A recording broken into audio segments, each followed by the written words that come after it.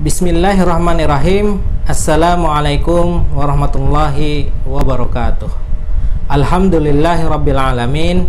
Wassalatu wassalamu ala asrafil anbiya'i wal mursalin sayyidina wa nabiyina Muhammad wa ala alihi wa sahbihi wa mawalah, amma ba'du. Bagaimana kabarnya siswa-siswi kelas 11 Madrasah Aliyah Negeri 1 Balangan? Semoga selalu sehat dan tetap bersemangat di dalam melakukan pembelajaran jarak jauh seperti saat ini. Melanjutkan pembelajaran kita di pertemuan yang lalu, yaitu di mata pelajaran Al-Quran Hadis, pembahasan tentang bagaimana kita harus menghindari perbuatan keji dan pergaulan bebas, terutama perbuatan yang berkaitan dengan zina.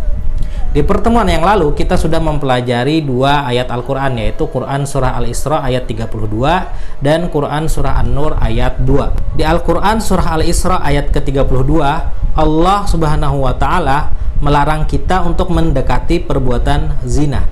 Jangankan untuk melakukan hal tersebut, untuk mendekatinya saja kita dilarang oleh Allah Subhanahu wa Ta'ala, apalagi sampai melakukan zina.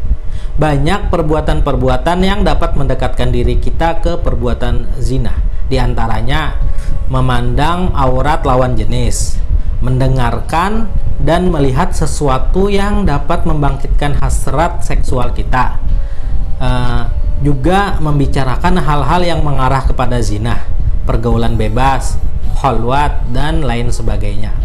Sedangkan di Quran Surah An-Nur ayat kedua, Allah menetapkan suatu hukuman atau suatu ketentuan hukum bagi lelaki dan perempuan yang melakukan perbuatan zina, yaitu adalah jika yang berzina tersebut sudah pernah menikah, ya istilahnya adalah muhson, maka dihukum dengan cara dirajam sampai dengan meninggal dunia.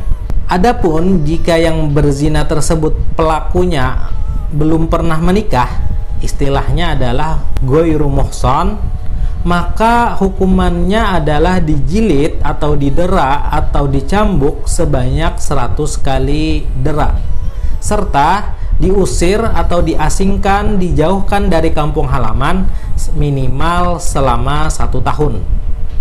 Ayat tersebut menunjukkan bahwa perbuatan zina itu memiliki dampak yang sangat besar dalam kehidupan kita.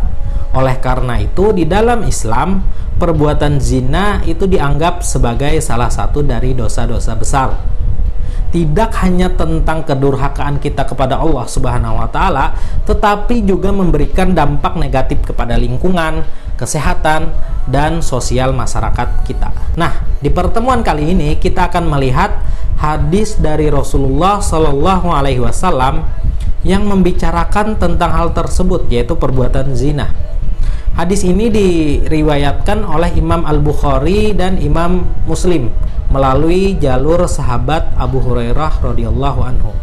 Kita baca hadis ini bersama-sama. Bismillahirrahmanirrahim.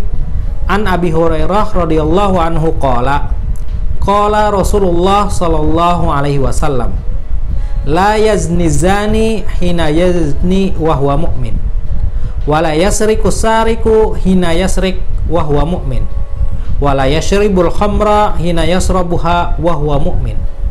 Wa zada fi riwayah, wa la yantahibu nuhbatan dzata syarafin yarfa'un nasu ilaihi fiha absarahum hina yantahibuha wa huwa mu'min. Kita baca satu kali lagi. An Abi Hurairah radhiyallahu anhu qala Rasulullah sallallahu alaihi wasallam, la yazni zani hina yazni wa huwa mu'min, wa la yasriku sariku hina yasriku wa huwa mu'min, wa la yashribul khamra hina yasrabuha wa huwa mu'min. Wa zada fi riwayah, wa la yantahibu nuhbatan dzata syarafin yarfa'un nasu ilaihi fiha absarahum hina yantahibuha wa huwa mu'min. Rawahu muttafaq alaih. Kita baca terjemah hadis ini. An Abi Hurairah radhiyallahu anhu qala, dari Abu Hurairah radhiyallahu anhu, seorang sahabat Nabi, ia berkata, qala Rasulullah sallallahu alaihi wasallam, Nabi Muhammad atau Rasulullah sallallahu alaihi wasallam bersabda, la yazni zani hina yazni wa huwa mu'min. Tidak akan berzina seorang pezina di waktu ia berzina jika ia sedang beriman. Wala yasyriku sariku hina yasrik wa huwa mu'min. Dan seorang pencuri tidak akan mencuri di waktu dia mencuri sedang ia dalam kondisi beriman. Wala yashribul khamra hina yasrabuha wa huwa mu'min. Dan seorang peminum tidak akan meminum minuman keras atau khamar di waktu ia meminum tersebut jika ia dalam kondisi beriman. Wazada fi riwayah, di riwayat lain ada tambahan, wala yantahibu nuhbatan dzata syarafin yarfa'un nasu ilaihi fiha absarahum hina yantahibuha wa huwa mu'min. Dan seorang perampas tidak akan merampas rampasan yang berharga sehingga orang-orang membelalakkan mata kepadanya ketika ia sedang merampas dalam kondisi dia sedang beriman. Hadis ini diriwayatkan oleh Imam Al-Bukhari dan Imam Muslim. Sekarang kita lihat kandungan hadis ini. Kandungan hadis Nabi Muhammad SAW tadi menyebutkan bahwa ada perbuatan-perbuatan yang menyebabkan keimanan seorang mukmin itu tidak sempurna. Jadi, iman manusia itu yazidu wa yanqus, naik dan turun, bertambah dan berkurang. Iman manusia itu tidak stabil. Ketika dia melakukan kebaikan, amal saleh atau suatu ibadah, maka imannya akan atau sedang naik. Tetapi ketika dia melakukan perbuatan dosa atau perbuatan yang buruk, berarti imannya sedang dalam kondisi turun atau berkurang. Kata Nabi Muhammad SAW, ada beberapa perbuatan yang menyebabkan iman manusia itu tidak sempurna atau berkurang. Yang pertama berzina. Yang kedua meminum minuman keras atau khamar. Yang ketiga mencuri atau juga merampas hak orang lain. Jadi, ketika manusia melakukan perbuatan-perbuatan tersebut, berarti keimanannya sedang tidak sempurna atau berada di titik terendahnya. Bagi orang beriman, iman itu laksana tameng, pelindung bagi dirinya. Jika imannya kuat, maka ia akan mudah melaksanakan amal soleh dan tidak akan tergoda untuk melakukan perbuatan-perbuatan dosa. Namun, jika imannya dalam kondisi lemah, maka ia akan mudah tergoda untuk melakukan perbuatan-perbuatan dosa. Sehingga keimanan menjadi barometer atau ukuran perbuatan manusia. Seperti yang saya sudah sebutkan tadi, bahwa iman manusia itu yazidu wa yanqus, naik dan turun, bertambah dan berkurang. Dia akan bertambah kuat ketika manusia melakukan perbuatan-perbuatan baik atau amal saleh, dan imannya pun akan lemah ketika dia melakukan perbuatan-perbuatan dosa atau sesuatu yang diharamkan oleh Allah Subhanahu wa Ta'ala. Termasuk perbuatan zina. Seorang pezina tidak akan melakukan perzinahan saat imannya sedang dalam kondisi terbaik. Jadi, ketika seseorang itu melakukan maksiat, terutama zina, kita dapat mengetahui bahwa iman atau benteng pertahanan dirinya itu sedang lemah, sehingga dia berani melakukan perbuatan yang sudah diharamkan oleh Allah Subhanahu wa Ta'ala. Kayaknya tidak mungkin ada seorang pezina ya melakukan perzinahan sambil mengingat-ingat Allah Subhanahu wa Ta'ala. Itu tidak mungkin kayaknya. Ketika seseorang ingat kepada Tuhannya, ingat akan perintah dan larangan dari Allah, maka dia tidak akan berani melakukan dosa atau kedurhakaan kepada Allah Subhanahu wa Ta'ala. Tidak mungkin kan seorang mengucap bismillah, mengucap nama Allah Subhanahu wa Ta'ala terlebih dahulu sebelum dia melakukan zina, dan mengucap alhamdulillah, segala puji bagi Allah ketika selesai melakukan zina. Ya, itu hampir tidak mungkin ya, tidak akan mungkin terjadi. Jadi harus kita pahami bahwa ketika seseorang melakukan perbuatan zina atau perbuatan-perbuatan dosa lainnya, maka imannya sedang berada di titik terendah, titik terbawahnya ya. Proses seseorang melakukan perbuatan-perbuatan yang mendekatkan diri kepada zina sebelum melakukan zina, nah itu imannya turun, menurun hingga akhirnya berada di titik terendah, titik terbawah. Pertahanan dirinya lemah, akhirnya terjadilah perbuatan yang Allah haramkan tersebut, yaitu perbuatan zina. Maka dari itu, semoga kita selalu dihindarkan oleh Allah Subhanahu wa taala dari perbuatan-perbuatan yang dapat mengurangi tingkat keimanan kita kepada Allah Subhanahu wa taala. Terus ada yang bertanya, ya, pacaran itu termasuk perbuatan zina atau enggak? Kira-kira apa jawabannya? Biasanya kan orang pacaran itu ya chat-chatan, telepon-teleponan, jalan-jalan bersama, berdua-duaan di tempat sepi, pegang-pegangan tangan di tempat gelap, ya. Pokoknya dia milikku dan aku adalah miliknya. Ya, kira-kira seperti itu ya. Maka itu termasuk perbuatan zina. Minimal perbuatan yang mendekatkan diri kepada zina. Apa sih positifnya dari berdua-duaan di tempat sepi? Nggak mungkin kan mengerjakan tugas di tempat sepi dan gelap. Kalau negatifnya kan banyak ya, apalagi sampai terjadi perbuatan zina. Saya rasa nggak ada tuh positif-positifnya dari pacar-pacaran di masa sekolah kayak kita sekarang. Malah akan lebih banyak membuang dan mengganggu waktu serta konsentrasi kita di dalam belajar, ya kan? Ada yang bilang pacar itu sebagai penyemangat, Pak. Penyemangat untuk apa? Realitanya pacaran kan hanya berami-ramian, nggak ada hal yang positif, nggak bikin juara kelas, nggak bikin menang kompetisi lomba dan lain sebagainya, nggak. Perjuangan orang tua kita yang membuat kita bisa sekolah itu merupakan penyemangat kita yang paling kuat, tidak dengan pacar-pacaran. Toh pada kenyataannya pacarannya kan banyak berantemnya, banyak drama, banyak nangis-nangisnya, ujung-ujungnya malah nggak semangat ngapa-ngapain, ya kan? Maka dari itu jangan habiskan waktu kita untuk melakukan hal-hal yang tidak ada manfaatnya.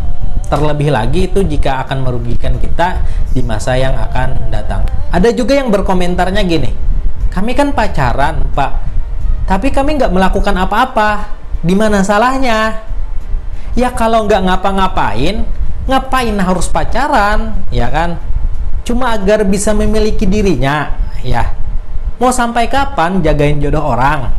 Mending kita fokus memperbaiki diri, menambah skill, mengupgrade kepribadian kita agar Allah beri rezeki pasangan yang halal dan terbaik untuk diri kita kelak. Memang ya, memang sudah manusiawi di usia-usia remaja itu muncul naluri atau hasrat ingin mencintai dan dicintai. Ya, itu lumrah ya, itu manusiawi. Tetapi harus diingat, pacaran dan mencintai itu dua hal yang berbeda. Ketika ada dua orang yang sedang pacaran, jangan bayangkan itu cinta ya. Jangan bayangkan itu cinta. Bisa jadi itu hanya hawa nafsu belaka. Kita akan benar-benar merasakan cinta saat kita sudah memiliki seseorang yang layak untuk dicintai dan dimiliki. Kapan? Saat sudah terucap lafal ijab kabul dari seorang lelaki di hadapan wali dari seorang perempuan. Nah, itu baru dia akan mulai merasakan cinta sejatinya. Seorang suami yang bekerja keras demi kebahagiaan anak dan istrinya, nah itu cinta. Atau seorang ayah yang bekerja siang dan malam demi bisa menyekolahkan anak-anaknya, nah itu juga cinta, ya. Kalau ada remaja laki-laki dan perempuan sedang pacaran berdua di kafe, yakin itu cinta. Jangan-jangan uang yang dipakai untuk mentraktir pacarnya tadi berasal dari jerih payah ayahnya yang bekerja dengan harapan agar anakku kelak bisa sukses. Itu kan berarti penyelewengan cinta, ya. Oleh karena itu, yang masih di usia-usia remaja, ini adalah usia terbaik kalian untuk mengembangkan diri kalian, untuk berprestasi di bidang-bidang yang kalian tekuni. Jangan sampai waktu dan energi kalian habis hanya untuk melakukan perbuatan-perbuatan negatif. Hal kecil yang kita lakukan saat ini itu memiliki pengaruh yang sangat besar di masa depan kelak. Maka dari itu, lakukan hal yang terbaik di waktu-waktu saat ini. Ada juga yang berkomentarnya gini, kami nggak pacaran kok, Pak, kami ta'aruf, ya, kami cuma teman komitmen. Ya, pernah dengar istilah itu ya? Please deh, Jangan tertipu dengan permainan-permainan kata. Mau istilahnya teman komitmen, mau istilahnya ta'aruf ya. Tetapi pada praktiknya ya sama aja, tetap aja melakukan perbuatan-perbuatan yang mendekati zina, ya kan? Mau pakai istilah komitmen misalkan, itu dia adalah teman komitmen. Komitmen untuk apa?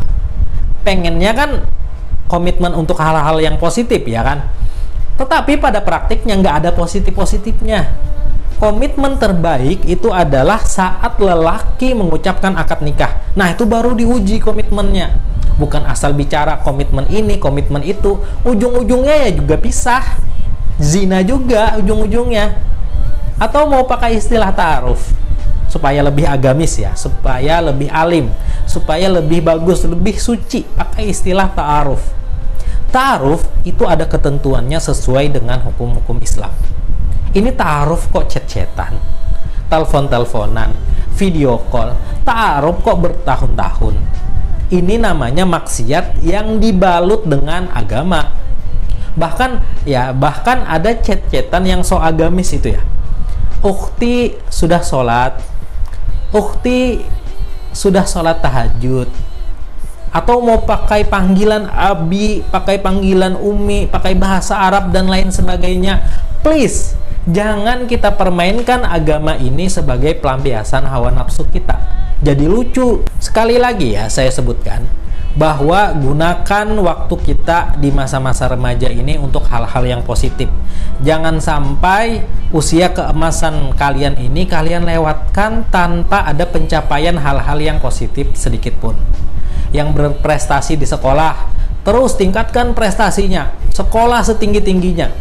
Yang berprestasi di olahraga atau seni, terus tingkatkan. Berkompetisi sampai tingkat yang paling tinggi ya. Yang memiliki bakat wirausaha juga, terus kembangkan diri kalian sampai kalian bisa mandiri tanpa menjadi beban bagi orang tua kalian. Nah, jangan sampai usia terbaik saat ini dihabiskan untuk hal-hal yang tidak bermanfaat atau bahkan merugikan diri kita kelak. Saat ini memang kita tidak bisa merasakan dampaknya, tetapi beberapa tahun ke depan dampak negatifnya akan sangat merugikan diri kita. Itu tadi pembahasan kita tentang hadis yang diriwayatkan oleh Imam Al-Bukhari dan Imam Muslim, bahwa ketika kita melakukan perbuatan-perbuatan seperti zina, minum minuman keras atau khamar, mencuri, merampas hak orang lain, itu berarti iman kita sedang berada di titik yang paling bawah atau titik terendahnya. Semoga kita dijauhkan dari hal-hal tersebut. Kita cukupkan sampai sekian pembahasan kita di pertemuan kali ini. Kurang lebihnya mohon maaf. Wabillahi taufiq wal hidayah waridho wal inayah. Saya akhiri. Tetap semangat dan jangan lupa jaga kesehatan. Assalamualaikum warahmatullahi wabarakatuh.